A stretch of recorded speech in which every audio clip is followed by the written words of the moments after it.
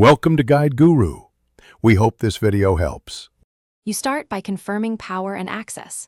First, make sure both trailer and tow vehicle batteries have charge and ignition is off. This prevents false readings. Next, unplug the trailer and inspect the 7 or 4-pin connector for corrosion, bent pins, or debris. Clean gently with contact cleaner. Use a 12V test light or multimeter at the vehicle plug to verify each circuit. Running lights, brake, turn. Once you see which circuit lacks 12V, you're ready to trace wiring and continue to the repair steps. Once done with the plug, follow the wiring path to each lamp, feeling for soft spots or exposed copper where a short could occur.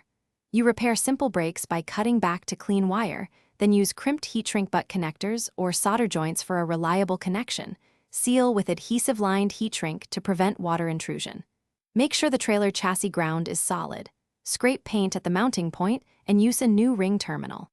After repairs, reconnect and retest circuits before finalizing. To finish, secure all wiring with zip ties and protective conduit, then reconnect the plug and reattach lights. You test each function, running lights, left/right turn, brake, either with a helper pressing controls or with a 4-way tester. Drive slowly to confirm solid operation.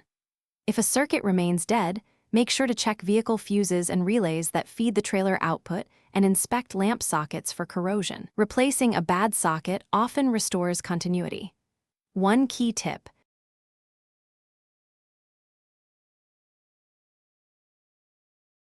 Thanks for watching. Consider subscribing if we helped you today.